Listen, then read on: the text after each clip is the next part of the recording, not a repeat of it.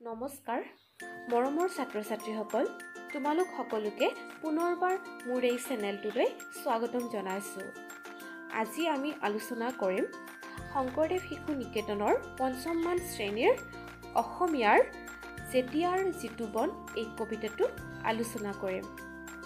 যদি ভিডিঅ'টো চাই ভাল পোৱা তেনেহলে লাইক কৰিবা আৰু কমেন্ট যোগে জনাবা আৰু আগলৈ এনেকুৱা ভিডিঅ' পাই থাকিবলৈ হলে মোৰ এই চেনেলটো তোমালোকে সাবস্ক্ৰাইব কৰি লবা আৰু লগতে বেল আইকনটো দবাবলৈ নাপাহৰিবা।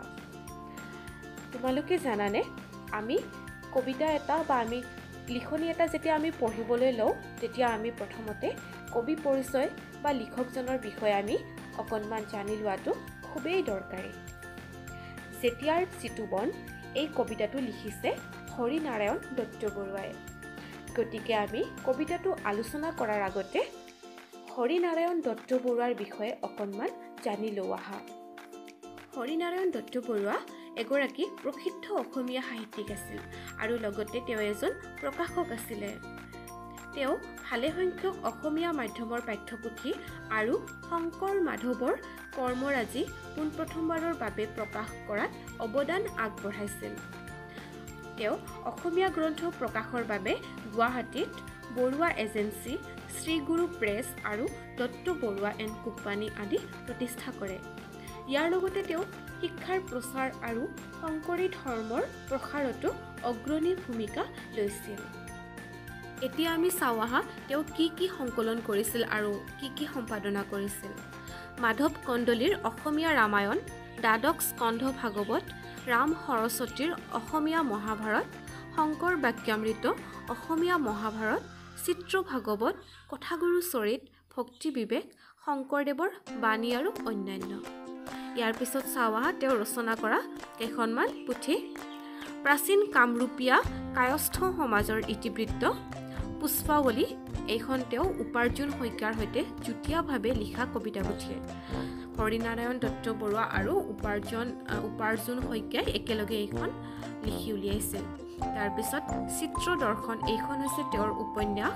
ভাৰত দৰ্শন, এইখন হৈছে তেওঁৰ ভ্ৰমণ কাহিনী। এতিয়া আমি কবিতাটো আলোচনা কৰোঁ আহা। যেতিয়াৰ যিটো বন কৰা তেতিয়াই পাছলৈ নথবা পেলাই, কৰিম বুলি গহৰি কৰিলে কৰিব কি পাৰে কোনোবাই। কবিয়ে কৈছে যে যেতিয়াৰ যিটো বন কৰা তেতিয়াই, যেতিয়াৰ যিটো কাম সেইটো তেতিয়াই কৰিব কৈছে, পাছলৈ আমাক পেলাই থবলৈ মানা কৰিছে। কৰিম বুলি গহৰি কৰিলে, গহৰি মানে হৈছে পলম। কৰিম বুলি যদি আমি কামটো পেলাই থওঁ তেতিয়া জানো আমি কামটো কৰিব পাৰিম? নোৱাৰিম। তাৰপিছত কবিয়ে কৈছে আজি যি সুবিধা আছে কালি যাব পাৰে, কোনে জানে কি আপদ মিলে, সময়ত নকৰিলে কাম পৰে পিছ, কেতিয়াবা নহয় সমূলে। কবিয়ে কৈছে আজি যি সুবিধা আছে কালি যাব পাৰে, কোনে জানে কি আপদ মিলে। আজি আমি যিখিনি সুবিধা পাইছোঁ কালি হয়তো সেয়া নাথাকিবও পাৰে, কালি হয়তো আমাৰ বিপদ আহিব পাৰে। আমি যদি সময়ত কামটো নকৰোঁ, যদি আমি ভাবোঁ যে আমি কামটো পিছত কৰিম, তেনেকৈ যদি আমি কামটো পেলাই থওঁ, পিছত যদি আমাৰ কিবা আপদ হয়, কিবা আমাৰ বিপদ হয়, তেতিয়াতো কামটো কৰা নহ'ব। সেইকাৰণে কৈছে সময়ৰ কাম সময়ত কৰিব লাগে। সময়ত নকৰিলে কাম পৰে পিছ, কেতিয়াবা নহয় সমূলে। সমূলে মানে হৈছে একেবাৰে। যদি আমি কামটো সময়মতে নকৰোঁ, কামটো যদি আমি পিছ পেলাই থওঁ, তেতিয়া কি হ'বগৈ? কেতিয়াবা আমাৰ কামটো একেবাৰে নহয়গৈ, কামটো আমাৰ একেবাৰে কৰা নহয়গৈ। সেইকাৰণে আমি সময়ৰ কাম সময়ত কৰিব লাগে। পল দণ্ড কৰি কাল বৈছে নৰৈ, জীৱনৰ দিন যায় টুটি, যেতিয়াৰ যিটো বন ধৰা ততালিকে, এলাহত নুখুজিবা ছুটি। পল দণ্ড কৰি কাল বৈছে নৰৈ মানে ছেকেণ্ড, মিনিট এনেকৈ সময়বোৰ গৈ থাকে। বৈছে নৰয়, সময় কেতিয়াও আমাৰ বাবে ৰৈ নাযায়। জীৱনৰ দিন যায় টুটি, আমাৰ জীৱনৰ কি হয়? দিনবিলাক টুটি মানে হ্ৰাস পায়, কমি যায়। দিনবিলাক গৈ আছে, 1 ছেকেণ্ড গ'ল, 1 মিনিট গ'ল, এনেকৈ সময়বিলাক আমাৰ গৈ আছে। দিনৰ পিছত মাহ যায়, মাহৰ পিছত বছৰ যায়, তেনেকৈ আমাৰ সময়বিলাক গৈ থাকে।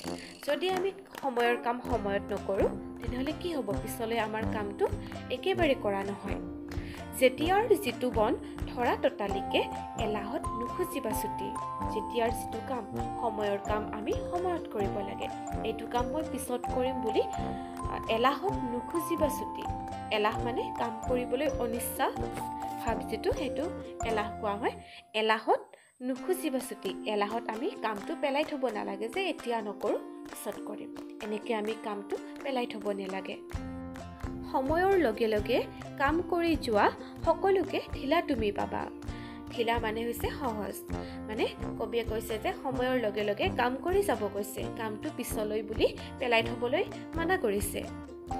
তেতিয়া কি হ'ব? সকলোবিলাক কাম আমাৰ বাবে সহজ হৈ উঠিব। এলাহত নুবুলিবা নকৰোঁ এতিয়া, নাম যশ অৱশ্যে লভিবা। এলাহত নকৰোঁ বুলি ক'বলৈ মানা কৰিছে। যদি আমি কামটো ধুনীয়াকৈ কৰোঁ, সময়ৰ কাম সময়ত যদি আমি কৰোঁ, তেতিয়া আমি নাম যশ আমি লাভ কৰিব পাৰিম। যশ মানে হৈছে সুনাম। সময়ৰ কাম সময়ত যদি আমি কৰোঁ তেনেহ'লে আমি সুনাম অৰ্জন কৰিব পাৰিম। আমাৰ যি মান সন্মান সেয়া আমাৰ বৃদ্ধি পাব। কবিয়ে কবিতাটোৰ মাজেৰে এইটোৱে কৈছে।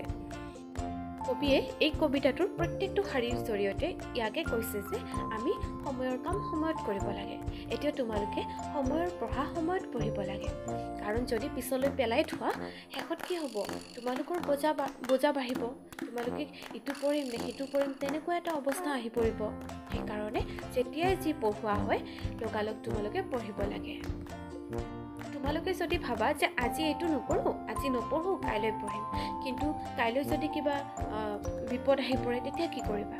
লাহে লাহে এনেকৈ পঢ়াবিলাক জমা হৈ যাব আৰু শেষত গৈ বহুত হৈ যাব। তেতিয়া তোমালোকে পঢ়িব নোৱাৰিবা, তোমালোকৰে কষ্ট হ'ব।